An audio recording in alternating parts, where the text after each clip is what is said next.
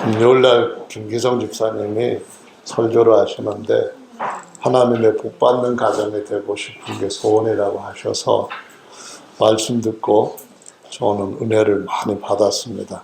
그래서 오늘 저도 하나님의 영원한 복을 받는 복받은 가정, 어떤 가정일까 함께 살펴보려고 합니다. 여러분들 다 복받는 가정 되시기 바랍니다. 제가 하나님의 말씀에서 늘 생각하는 것 중에 이런 구절은 항상 생각한다고 할 정도로 아주 좋아하는 구절이기도 한데요.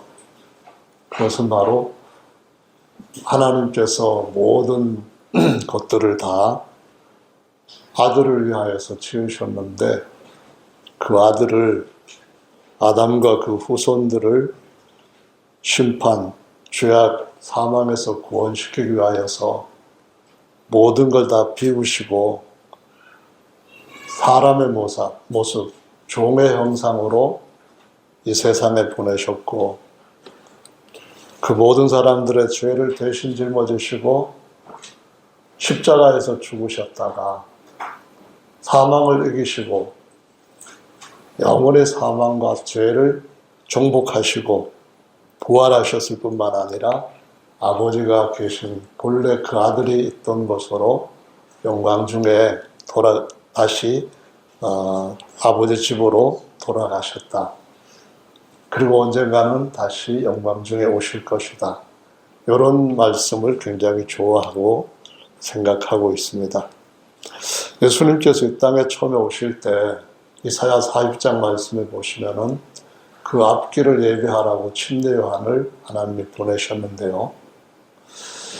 광야에서 외치는 자의 소리가 되게 하셨다라고 말씀합니다. 우리 조성훈 전도사님도 그런 내용으로 그 유튜브에 영상을 찍어서 올리셨는데요.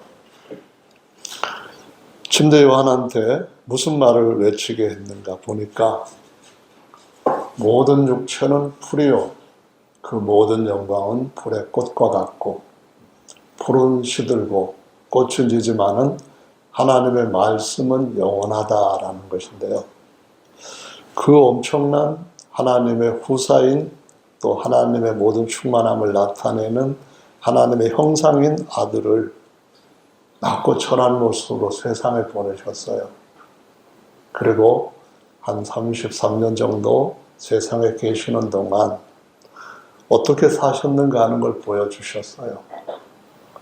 그리고 난 뒤에 승천하시고 다시 오실 때는 그분뿐만 아니라 그분이 우리에게 주신 은혜와 복을 받은 사람들은 그와 같은 영광의 형상으로 모든 피조물 앞에 나타날 것이다 라고 말씀을 하셨잖아요.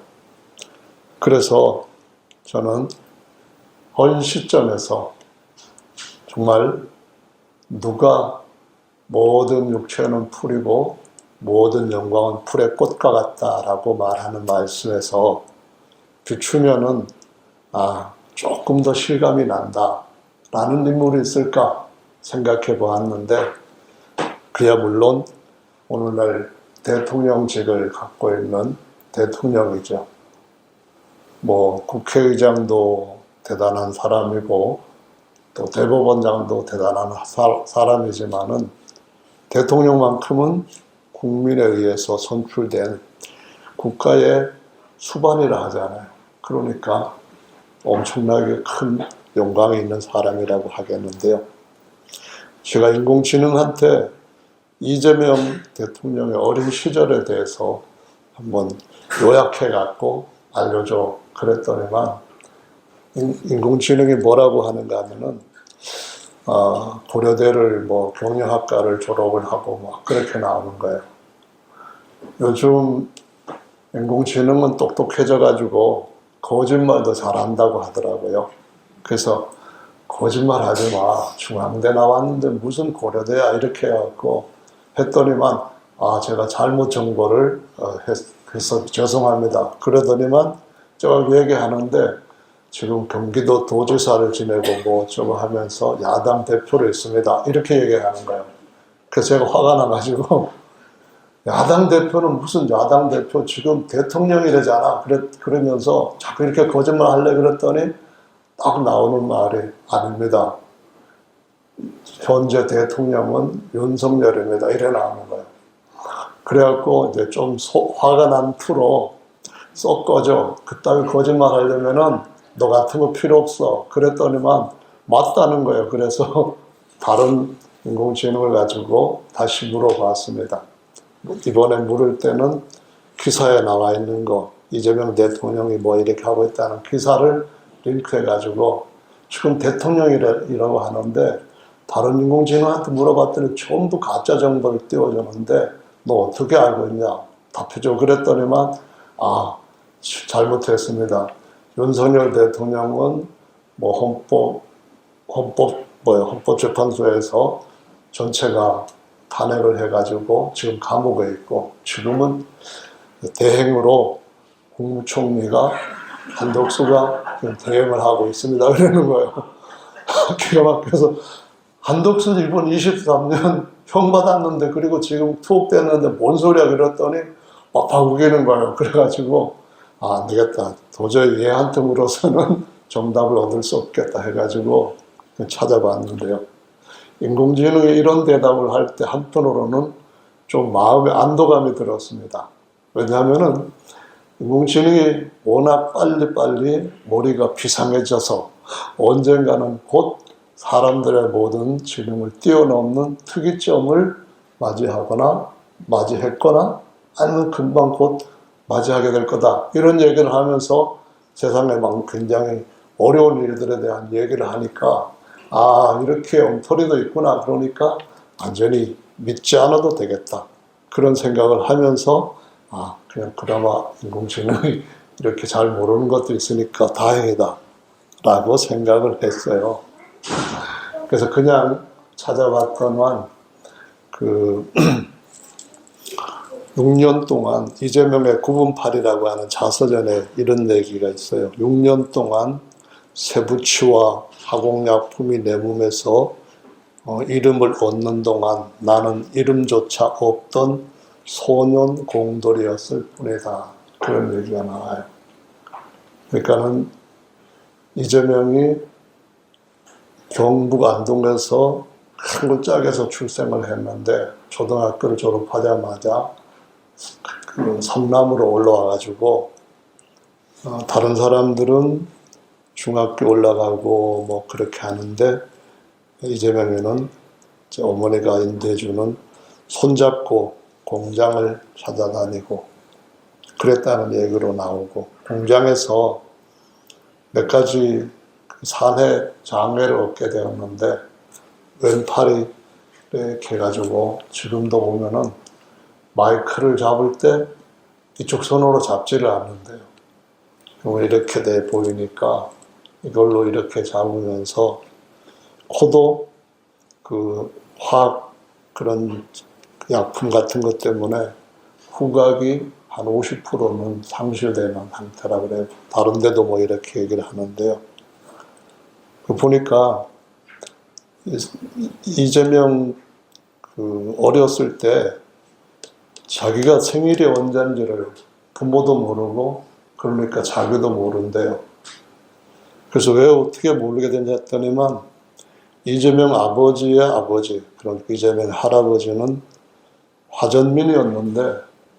화전민이었다가 이제 아들 이재명 아버지 이재선은 대구 청구대학을 법학과에 들어가서 공군 부사관으로 복무한 후에 그냥 중퇴를 했고 그 이후부터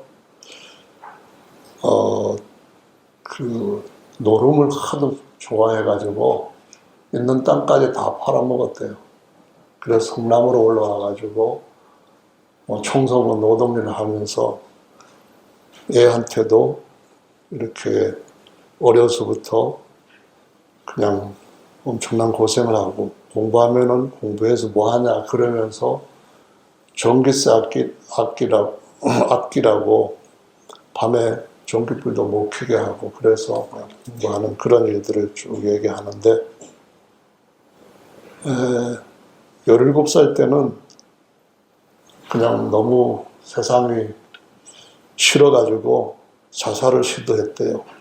집안에 연탄불을 피워놓고 나는 깨어나면은 이 세상에 없겠다 하고 깨어났는데 연탄불이 꺼져 있더래요. 그 실패하고 두 번째로는 아주 단디해서 했는데 중간에 내 형이 와가지고 연탄불을 꺼버렸대요. 그래가지고 또 실패하고 세 번째는 돌아다니면서 수면제를 사모으기 시작을 했대요. 근데 17살짜리가 수면제를 많이 사는 걸 보고서는 약사가 이는 뭔 사고를 치려고 하나 보다 해가지고 소화제로 다 바꿔줘 버렸대요. 그래서 실패하고 아예 살아야겠다 그렇게 했다는데 자기 생일이 언제인지 몰라가지고 학교에 들어가려고 할 때 어떻게든 뭐 전의 일이지만 호적에 올렸나 봐요. 근데 63년 10월생인가는 확실히 아는 것 같은데 그런데 날짜는 몰라가지고 어머니가 점쟁이한테 가서 얘 언제 태어나냐고 물었대요. 근데 물었는데 아무도 점쟁이가 한 23일쯤 해라 해가지고 했다나 봐요. 근데 자기는 생일을 언제로 했냐면은 12월 22일로 정했는데 12월 22일이 참 이거 보고 별일도 다 있다 싶었는데요. 독립운동가가 이완용회를 척결하기 위해 가지고 그 네덜란드 황제 누군가 죽어가지고 추도식하고 난 데 나오는데 앞에서 군고모 장수로 기다리다가 칼로 이완용을 찔렀어요. 그래서 여기서 이제 통과할 정도로 했는데 거기서 이제 죽은 줄 알고 대한민국 만세를 불러대는데 인력거꾼이 제압을 하고 막 이렇게 다른 사람들을 해가지고 일경한테 잡혀가서 24살에 죽임을 당했어요. 죽을 때 이 사람이 뭐라고 말했냐면은 마지막 하고 싶은 말에서 공평치 못한 법률로 내 목숨을 빼앗을 수는 있으나 나의 충혼, 의혼은 절대 빼앗지 못할 것이다. 한 번 죽음은 슬프지 않다. 생전에 이루지 못한 일이 한스러울 뿐이다. 내 결코 죽어서 그 원한을 갚을 것이다. 이렇게 얘기를 했대요. 나라 팔아먹은 이 한국 사람한테 그리고 이등병분한테도 그렇게 하려고 했는데 옆에 황제가 있어가지고 저격하지 못하고 일단은 24살에 이완용한테 이렇게 했는데 이완용은 서울대 전신 그 병원에서 일본 의사들이 집도를 해서 생명을 건지게 됐다라고 하는데요. 나라를 위해서 하는 그 사람이 마음에 들어서 그 사람이 의거일로 정했던 12월 22일을 자기 생일로 기록을 했다고 그러더라고요.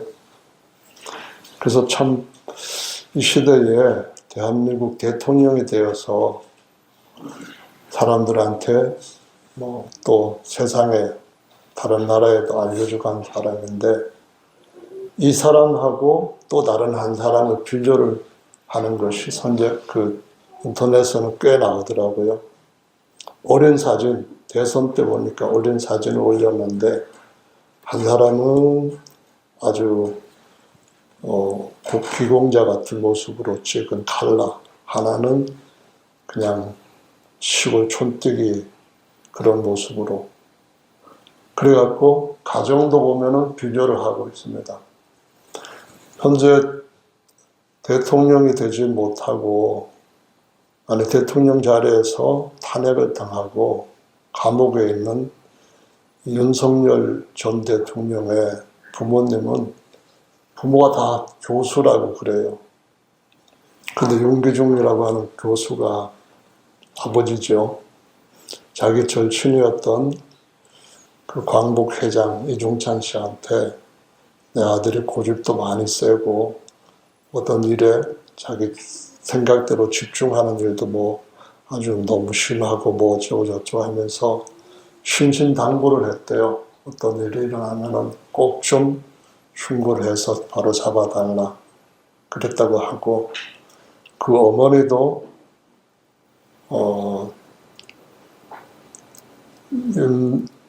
윤석열 대통령이 결혼하면서부터 절연을 하고 취임식 때도 오지도 않고 그랬다고 하네요. 근데 이재명 대통령 어린 시절하고 비교해보면은 정말 극과 극이라고 생각이 돼요. 어느 삶이 진정한 복된 삶인가?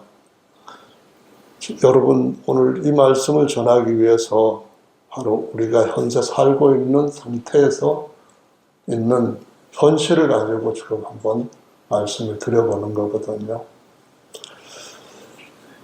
근데 그 이재명 대통령 부인인 그 며느리는 결혼할 때 시어머니가 시장에서 국자 세트를 사주셨는데 그걸 지금도 쓰고 있다고 그런 얘기를 하더라고요. 물려받은 것이 우리 시대 어렸을 때는 뭐 진짜로 하나같이 다 살기 힘들었는데, 그래도 어떤 가정에서는 인간답고 사람들이 보면은 저렇게 사는 건 좋은 삶이구나 이렇게 느끼는 삶이 있는가.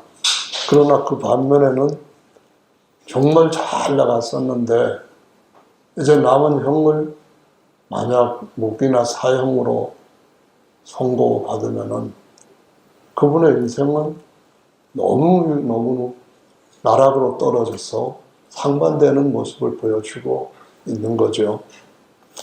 우리나라뿐만 아니라 세계에서 가장 강대국, 초강대국인 미국을 한번 보면서 대통령이 된 사람들이 살았던 궤적들을 살펴볼 때 다른 사람들은 말고 신앙을 잘 가지고 있었다는 대통령의 그런 삶을 한번 성경과 비춰볼 때 인공지능이 우리에게 알려주는 거짓 것이 아닌, 또는 세상에서 얻게 되는 참이 아닌 것이 아닌 성경이 알려주는 진정한 인생의 영원한 삶의 길이 무엇인가를 생각하는 것이 지혜라고 제가 말씀을 드리고 싶은 건데요. 미국의 16대 대통령은 아브라함 링컨이죠. 가장 존경받는 대통령의 반열에 올라있는, 그 수위는 조금씩 달라질 수 있는데 그런 대통령이에요. 이분이 굉장히 많이 사람들한테 존경을 받는 것 중에 하나는 겸손하다는 것뿐만 아니라 하나님을 잘 믿어서 백악관을 기도실로 바꿨다, 뭐 그런 얘기도 하고, 남북 전쟁을 했을 때 이 양반이 그 전쟁을 하나님 뜻대로 승리하게 해달라고 목회자가 와서, 목사가 와가지고 예배를 인도해주고 할 때 목사가 이런 기도를 했다고 해요. 하나님께서 링컨 대통령과 함께 해 주십시오 라고 했는데, 링컨이 기도가 끝난 뒤에 목사님한테 이렇게 얘기했대요. 목사님, 하나님이 링컨과 함께 해달라고 하지 마시고 링컨이 하나님과 함께 하게 해 주십시오라고 앞으로는 기도해 주세요. 그렇게 했대요. 차이점이 뭡니까? 삶의 주가 하나님이냐 사람이냐 차이겠죠. 원함의 차이, 목적의 차이가 뭘까요? 대통령의 목적하고 하늘의 상제님의 목적하고 차이겠죠. 우리는 우리 목적을 가지고 우리 인생이 얻고자 하는 걸 위해서 달려갈 수가 있고, 부족할 때, 안 될 때는 하나님의 도움을 받을 수 있어서 하나님 이거 꼭 해주십시오 하고 매달릴 수 있습니다. 하나님은 좋으신 분이기 때문에 아버지의 온전한 뜻을 깨닫기 전까지는 구하는 대로 떡을 달라고 하면 떡을 주시고, 계란을 달라고 하면 계란을 주시고, 생선을 달라고 하면은 정갈을 주시지 않고 생선을 주신 분이라고 말씀하시고 있습니다. 그러나 우리가 더 원하는 것은 우리 목적이 무엇이냐를 알고 그 목적을 하나님 생각과 목적에 맞추어서 살아가는 삶이 복받는 삶이고 영원한 복을 누리는 삶이라고 성경은 우리에게 계속 강조해서 가르쳐 주시고 있는 줄로 믿습니다. 아브라함 링컨이 제가 생각하는 성경 지식을 가지고 이렇게 비교해 봤을 때 하나님의 뜻에서부터 벗어났던 두 가지 것을 이렇게 지적을 하라고 한다면 적어도 여기에 있는 우리 성도들이 그런 자리에 있을 때 그렇게 하지 말기를 원한다 하는 두 가지 점을 말씀드리자면은 첫째는 서부 개척 시대라고 할 수 있는 이어지는 그 시대에 원래 살고 있던 인디언이라는 이름에 인도 사람이라는 이름으로 인디언이라고 붙였잖아요. 원래 그들이 아메리카의 원주민들이었습니다. 그 사람들을 토벌했습니다.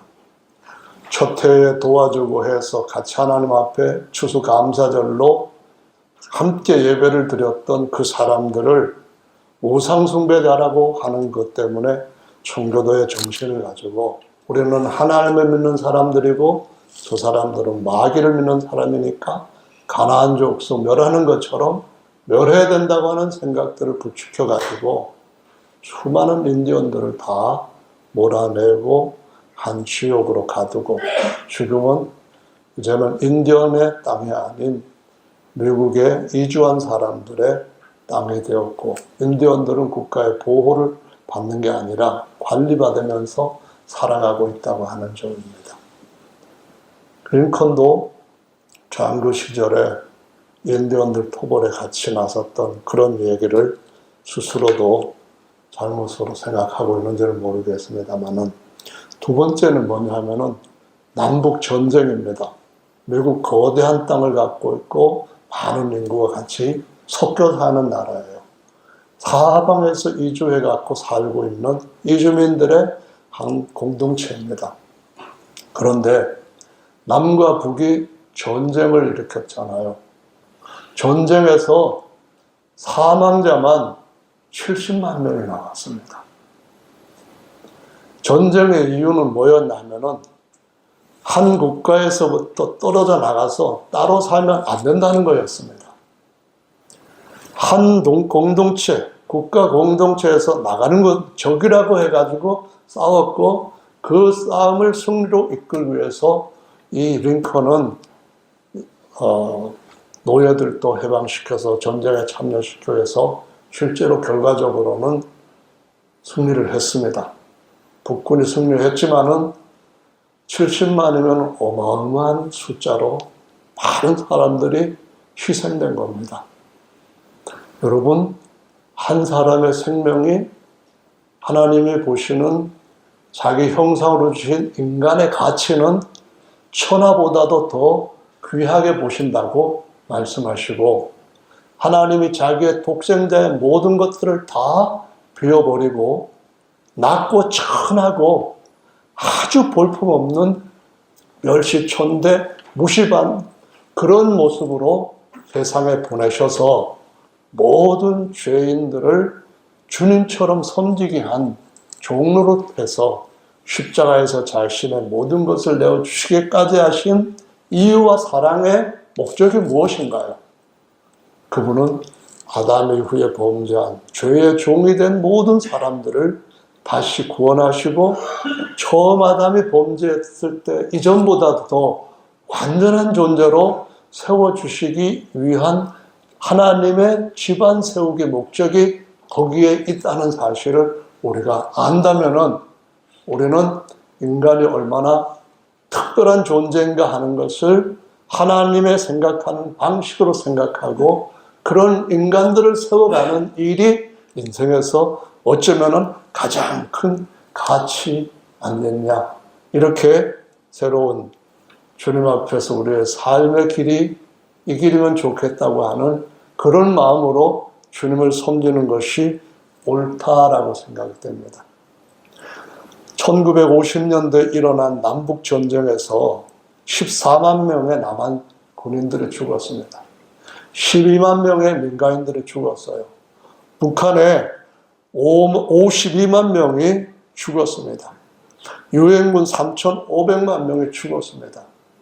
그 전쟁이 나쁘다고 다 인정하는데 미국에서 일어났던 내전도 똑같이 한국에서 일어났던 내전과 유엔군들이 같이 힘을 모아서 싸웠던 이 전쟁도 하나님 앞에서는 똑같이 사람의 존귀한 생명을 빼앗는 것이고 국가의 권력으로 모든 수단 방법 아주 무서운 무기들을 다 동원해서 탈취하는 것이라는 것을 하나님께서 평강의 왕으로서 이 땅에 그분 섬기고 살아가게 한 성도들한테 어떤 목적이 성공의 척도가 되어야 되느냐, 성공의 목적이 되어야 되느냐 다시 한번 살필 수 있는 그러한 것이 우리 저변에 항상 자리 잡고 있어야 된다고 믿습니다.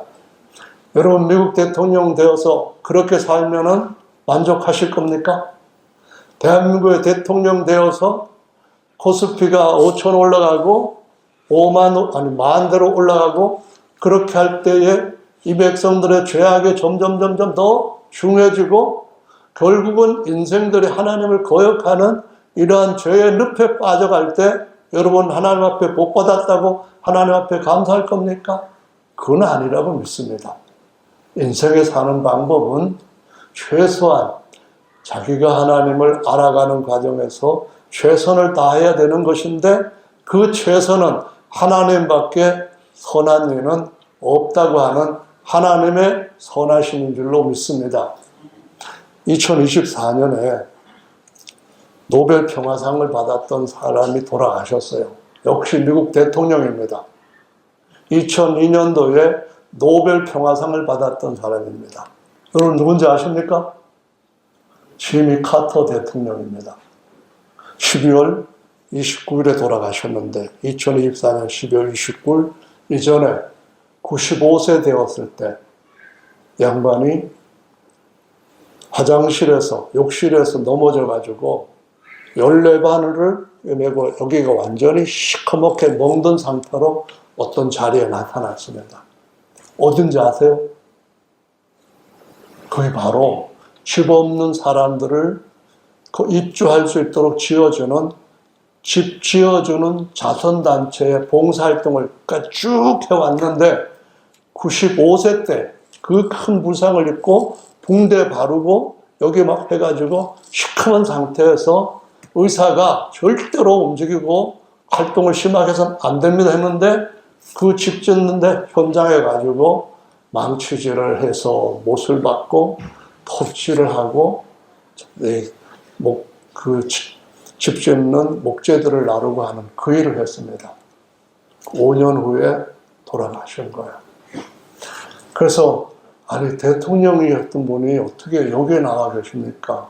지금 몸도 그런 상태에서 어떻게 이렇게 나오십니까? 한 만류를 하는데 그분이 하는 말은 지금도 나는 그들과 했던 약속을 지켜야 되는 사람이고 지금도 나는 집이 없어서 바깥에서 떨고 있는 사람들이 있고 그들한테 내가 힘이 되어준다면 나는 내 인생이 참 잘 사는 거다라고 얘기를 하면서 대통령이 되어서도 나중에 계속해서 주일학교 교사 일을 하기 위해서 비행기를 타고 마라나타 침례교회로 가서 가르치는 일과 대통령 이후에도 그런 자선단체에서 수고하고 하는 일들을 하다가 많은 사람들이 존경하는 그런 자리에서 세상을 떠났다고 기사에 나와 있습니다.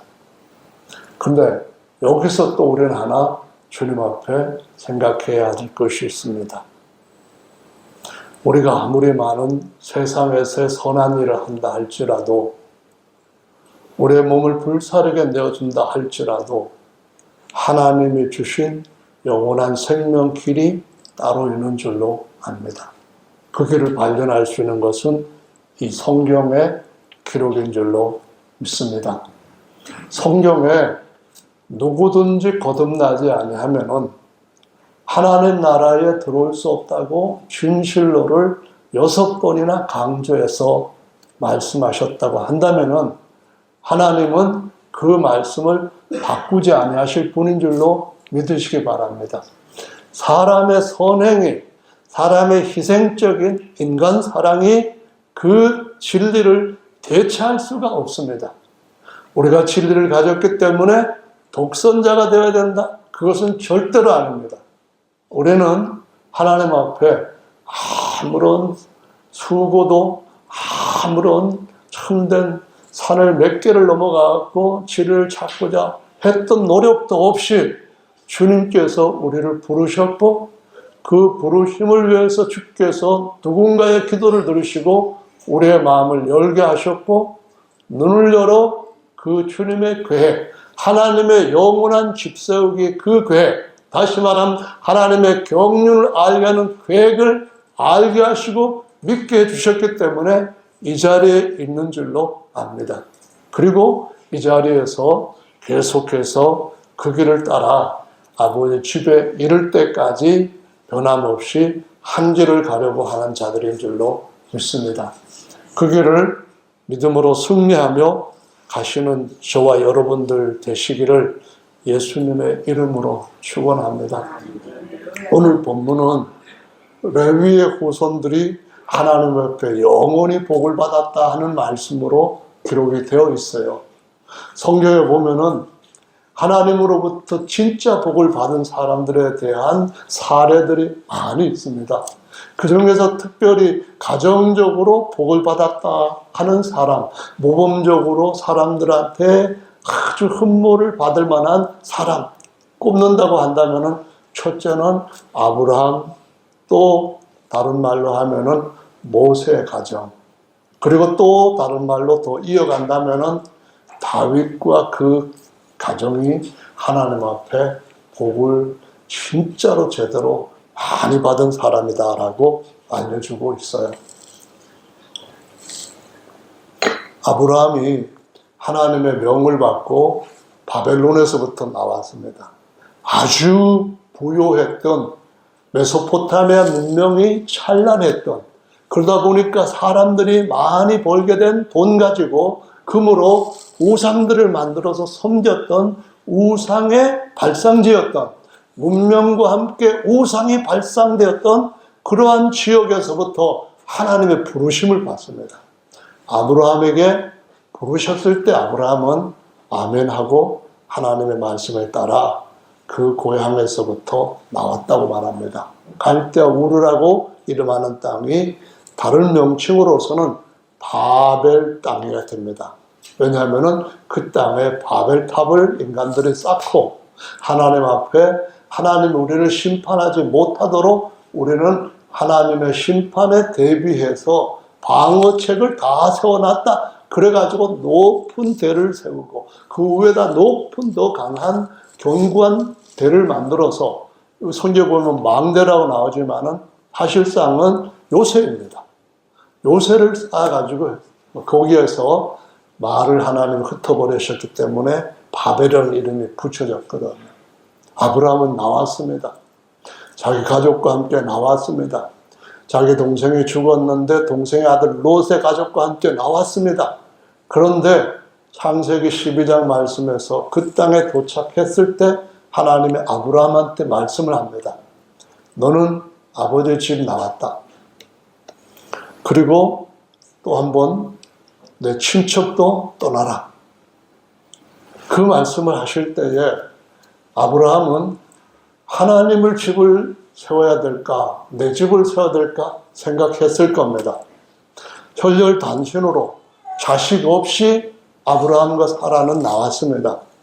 이주에서 사는데 그 땅 사람들이 언제든지 떠돌이로 들어온 아브라함과 그리고 그 따라다니는 그 권속들을 죽이고 모든 것들을 빼앗을 수 있고, 심지어는 남편을 죽이고 여자까지도 탈취할 수 있는 그런 민족 가운데 지금 거하고 있는 겁니다. 그런데 하나님께서 친족을 떠나서 내 영원한 아버지 되시는 하나님을 신뢰하라고 하는 말씀을 들었을 때에 롯한테 먼저 말합니다. 네가 원하는 땅으로 네가 차지해서 선택해라 가라 합니다.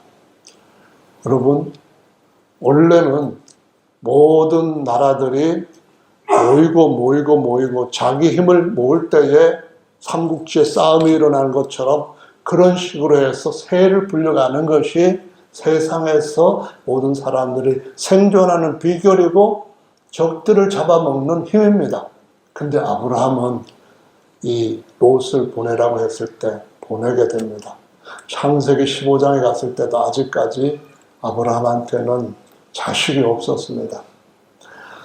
긴 세월이, 상당한 세월이 흘렀는데 롯도 보냈고 소돔과 고모라는 이제 불받아서 다 망하고 소돔 고모라에 있던 롯만 간신히 피신을 했는데 두 딸과 피신했는데, 그런데 하나님께서 두려워하지 말고 하나님을 믿으라는 말씀을 하시면서 어두운 세상에서부터 이 깜깜한 밤에서부터 나와가지고 하늘의 별들을 봐라.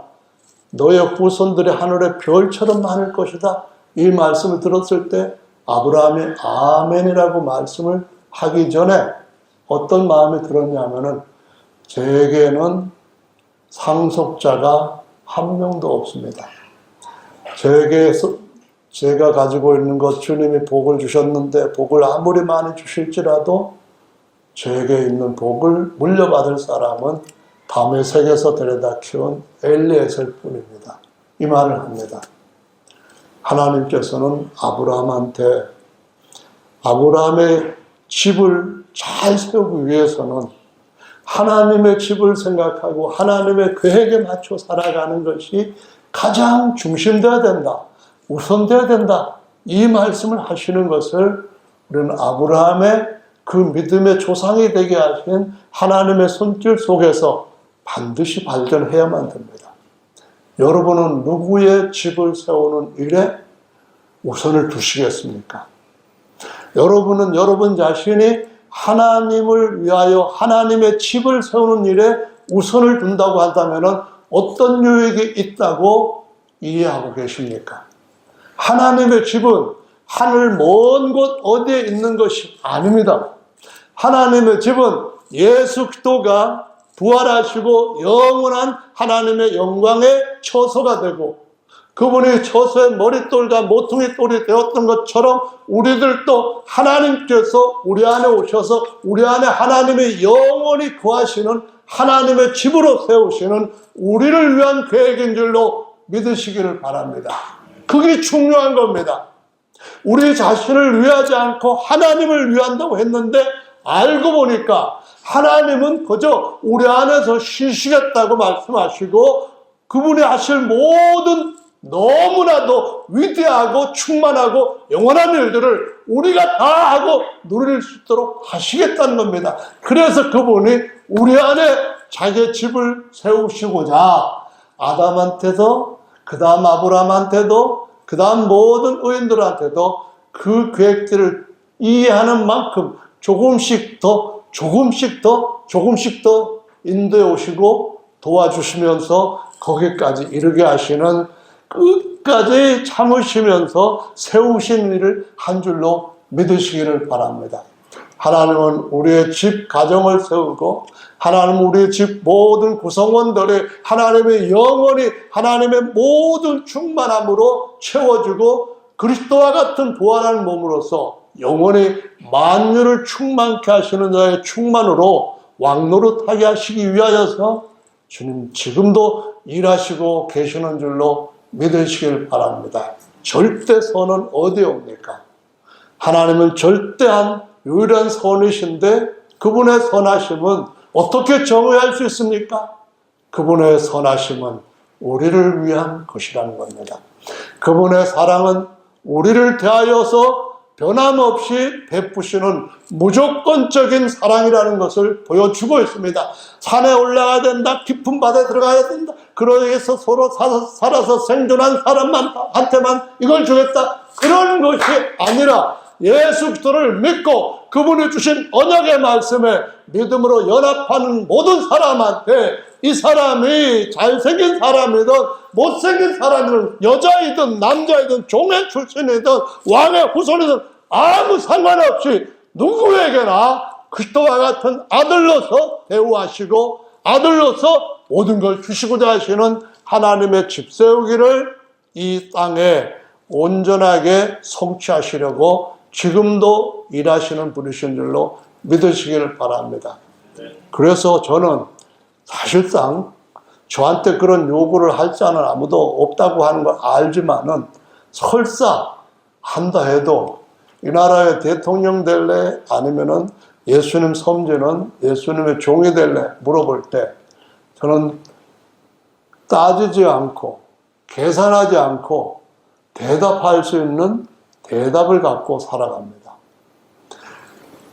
요셉이 그 땅에서 실상으로는 이른자였던 애굽의 총리였지만 본향으로 돌아갈 것에 대해서는 끝까지 포기하지 않고 하나님 아버지 집에 이르는 것을 그의 최후의 마지막에 영원한 소원으로 붙잡고 살다가 결국 430년 만에 이스라엘 백성들이 나올 때에 그 요셉의 해고를 취하여서 하나님의 법궤가 가는데 그 행렬에 같이 합류했다고 하는 사실을 생각할 때 부귀 영화도 모든 아름다운 육체도 풀과 같고 꽃 같아서 다 시들고 없어지지만은 다 해골처럼 흙으로 돌아가지만은 영원한 살아있는 법궤 같은 예수님을 따라가는 삶의 마지막에서는 더할 수 없는 영광이 우리를 맞이할 것이라고 보여주시고 있습니다. 맏아들이 다시 오시는 그날에 우리들도 맏아들과 같이 영광스럽고 신령한 형상으로 경쾌하시는 것이 하나님이 예정하신 것인 줄로 믿으시길 바랍니다. 그 예정은 반드시 이루어지고 하나님의 경륜은 틀림없이 누구도 허물 수 없도록 성취될 줄로 믿습니다. 그래서 그 목적을 가지고 사신다면 힘들어도 아직도 지나갈 일이고 내가 살아도 여기 천년 고통받으며 살 것도 아닌데 이런 생각하면서 살 수도 있는 건 아니겠습니까? 제가 볼 때는 이재명 대통령 우리랑 비교해 볼 때 참 덜 복받은 사람이라 생각돼요. 아니 그렇게 힘든 삶 속에서 대통령까지 올랐으면 그보다 더 성공이 어딨냐?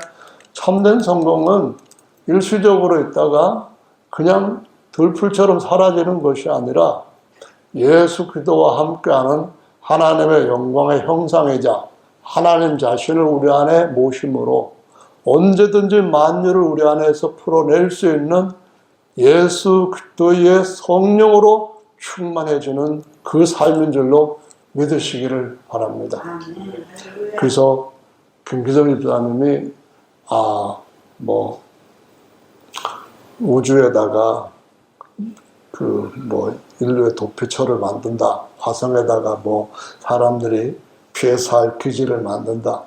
그 꿈은 대단히 괜찮고 한데 우리가 알아야 되는 가장 중요한 것은 우주 어디에도 죄와 사망에 잡혀있는 우리 자신을 보호해 줄 수 있는 데는 없는 줄로 아시기 바랍니다. 반드시 하나님의 계획의 어느 시점에서는 모든 인생들이 한 번은 죽고 그 후에는 심판대 앞에 나가게 되는 것이 피할 수 없는 여정인 줄로 믿어야만 됩니다. 우리는 어떻게 되나요? 예수님께서 다 우리의 부채를 우리가 져야 할 그 모든 갚아야 될 모든 하나님 앞에서의 짐들을 다 해결해 주시고 지금도 주님은 우리를 도우시기 위하여서 그 넓은 어깨를 우리한테 계속 열어두신 우리 아버지가 되시는 줄로 믿으시기를 바랍니다. 이 일은 현실입니다. 정말로 성경에 예언한 대로 일들이 이루어지고 있는 현실입니다. 한번 생각해 보십시오. 2000년 전에 다시 예루살렘의 성전이 재건될 거다. 그런 얘기를 하고 있거든요. 2000년 전에 그 성전에 사람이 스스로를 다른 어떤 신이라고 했던 자들보다도 엄청난 영향을 가지고 나를 숭배하는 것이 하나님을 숭배하는 일이라고 할 것이다. 2000년 전에, 아니 2000년보다 그보다도 더 몇백 년 전에 다니엘을 통하여서 그 성전에 멸망케 할 가증한 우상이 설 것이고 그 우상이 말도 하고 온갖 것들을 다 할 거다 예언을 했는데, 그때 사람들이 과연 이런 일이 일어날까? 누가 예측이나 했겠습니까? 6년 동안 아무것도 할 것이 없는 소년공이 대통령이 될 줄 누가 생각했습니까? 우리의 삶이 그 사람보다도 힘든 삶이 아닌 그냥 평범한 삶을 살고 왔다. 그렇지라도 우리의 삶이 하나님의 아들로서 그 영광스러운 그 자리에 들어가게 될 줄 누가 복음을 알지 못했다면 상상이나 할 수 있겠습니까? 주님께서 계획하신 것은 사람의 눈으로 본 적도 없고 소문으로 들은 적도 없고 오직 하나님의 말씀으로서 복음으로서 우리에게 나타내셨다라고 말씀하시면서 주께서 다시 오실 때 우리도 영광 가운데 모든 피조물 앞에 나타나는 일이 올 줄로 믿으시기 바랍니다. 세상은 깜짝 놀랄 겁니다. 세상은 기절할 만큼 놀랄 겁니다. 왜냐하면 예수님의 영광의 형상과 비교할 수 없고, 아니 비교라기보다 구별할 수 없을 정도로 그와 같은 형상으로 우리가 하늘 위로 모이는 이 광경을 보게 될 때 텔레비전 난리 날 겁니다. 인공위성에서 쏘아내는 모든 것들을 통하여서 동시에 다 보면서 전부 다 벌벌벌 떨 겁니다. 주님께서 이루실 일들은 이제까지 예언들이 현실이 되고 역사가 된 것처럼 앞으로도 그런 일이 곧 일어나게 될 줄로 아시기 바랍니다. 적그리스도가 세우기 전에 민간은 사업가들은 돈을 억수로 쏟아부어 가지고 더 뛰어난 기능을 가지고 있는 로봇을 만들려고 합니다. 지금 로봇이 가사 도우미도 할 뿐만 아니라 침대에서 같이 잠도 잘 수도 있고 되었고, 앞으로는 더 대화나 상담이나 모든 일에 같이 사람 자리 옆에 앉아가지고 할 것입니다. 그것으로 끝나겠습니까? 로봇도 언젠가는 방귀를 뜰 수 있는 그 혼적인 영역에서 인간을 추월할 수 있는 때도 올 것이라는 것이 대부분의 걱정하고 해서는 안 되는 일을 어떻게든 막아야 되겠다고 하는 학자들의, 과학자들의 공통된 견해입니다. 부인할 수 없는 겁니다. 성경에서 예언했던 그런 일들이 일어나기를 시작하는 걸 보거든 예수님께서 오실 날도 참 가까이 왔다 하는 사실을 아는 것이 지혜로운 처녀들이 살아가는 방식인 줄로 믿습니다. 할렐루야. 제 아내랑 같이 그런 얘기를 했어요. 어떤 사람이 인터넷에서, 유튜브에서 앞으로는 누구예요? 미국의 김기성 집사님 얘기했던 일론 머스크, 저축하면 할 필요도 없다 뭐 이래가지고 나중에는 그냥 아무것도 쓸데없는 버려질 것들인데 집안에 안 쓰는 거 버린 것처럼 그것도 안 쓰고 버리게 될 터인데 이렇게 나오는 그런 얘기를 하면서, 그러면 예수님 오실 때가 되면 뭘 해야 돼? 금을 많이 살까? 금을 사려면 돈을 어떻게 벌지? 뭐 이런 생각을 조금은 했는데요. 성도님 중에 돈을 많이 벌어서 금을 많이 사고 뭐 그런 일을 생각하고 계시는 분이 있다면은 일단 잠깐만 좀 생각을 명석하게 머리를 굴리시길 바랍니다. 제일 중요한 것은 금 같은 믿음을 준비하는 것인 줄로 아시기 바랍니다. 베드로가 임종이 가까웠을 때 우리에게 잠시 받는 시련이 장차 나타날 엄청난 영광을 준비하는 거니까 금같이 귀한 믿음을 가지라고 말씀합니다. 불타는 것이 아니라 영원히 있을 금을 우리 마음속에 진짜 잘 준비하는 그런 분들 되시면은 주님이 주시는 모든 것들을 영원히 누리게 될 줄로 믿습니다. 할렐루야. 레위의 아들은 누구입니까? 가장 아브라함한테 창세기 15장에서 하신 말씀이 4대 만에 400년 동안 종살이 나그네로 살다가 종살이 하다가 4대 만에 애굽에서 나올 거라고 한 말씀을 주셨는데 레위의 가정이 어떤 단계에 왔을 때에 모세가 태어나자 모세를 보고 부모가 이 아들을 통하여 하나님을 일하시면 좋겠다 그런 생각을 했던 것으로 성경 말씀을 통하여서 그 해석이 됩니다. 제가 볼 때 400년이라고 하는 기간이 덜 찼기 때문에 한 300 몇십 년 동안 종살이하는 이스라엘 백성들한테 꿈이 있었겠습니까? 없었다는 것은 나그네로 아니 광야로 가는 그 여정을 갈 때 힘들어서 자꾸 애굽으로 가서 옛날 종으로 돌아가는 것이 더 좋겠다고 사람들 계속 그런 소리를 했습니다. 많이 힘들었겠죠, 광야에서. 근데 애굽으로 돌아가겠다 한 그 말은 지금 앞으로 가면은 하나님 주신 기름진 젖과 뿌리르는 땅으로 가는 건데 뒤로 돌아가겠다고 하는 것은 그런 소망이 전혀 없다는 겁니다.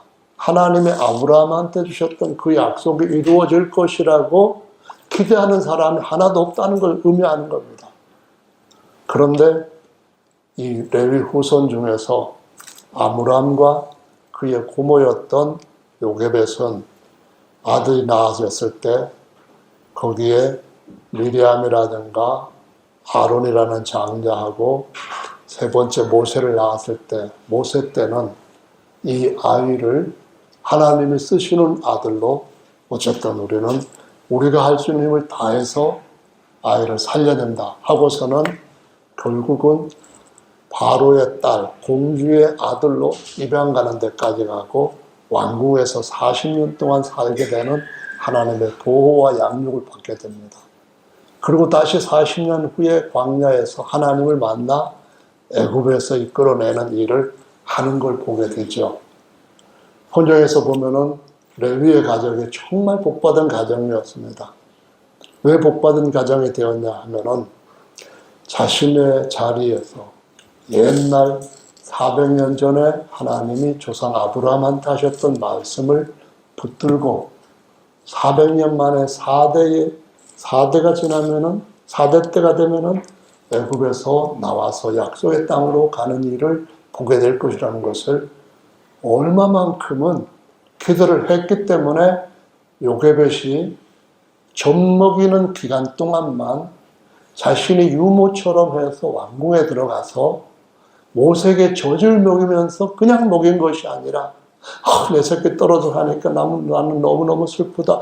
그렇게 해가지고 했다는 구절은 하나도 없이 모세가 40세가 되었는데도 불구하고 자기 정체성을 잃지 않고 자기 백성들이 가야 할 땅이 어디다 하는 걸 알았기 때문에 이스라엘 백성들, 자기 백성들과 함께 고난받는 것을 바로의 자리에 올라가는 것보다 더 큰 재물로 알고 시도를 했다고 히브리서 말씀에 기록하고 있습니다. 그 말씀 안에는 무엇이 있습니까?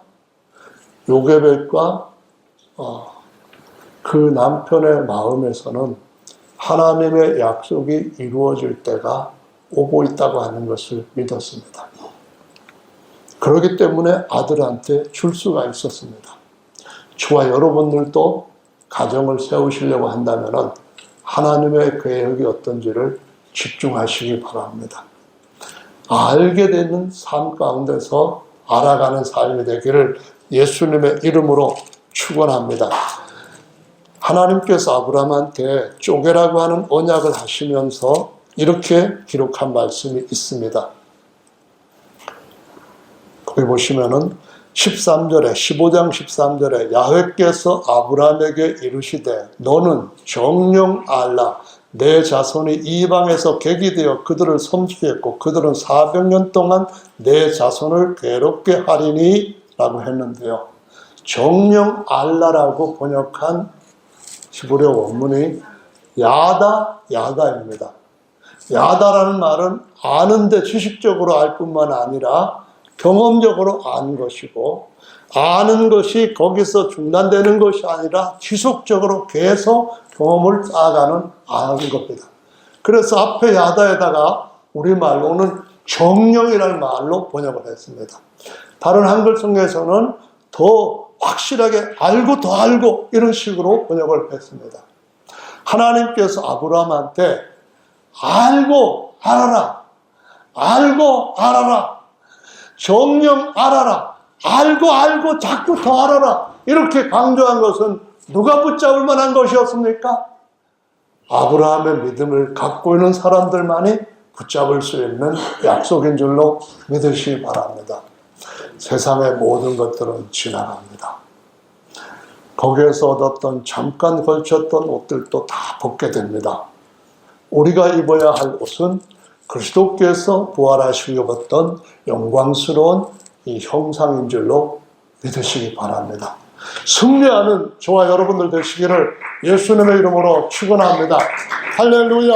우리 다 같이 찬송 같이 한잔 하시고 기도하는 시간 함께 갖겠습니다.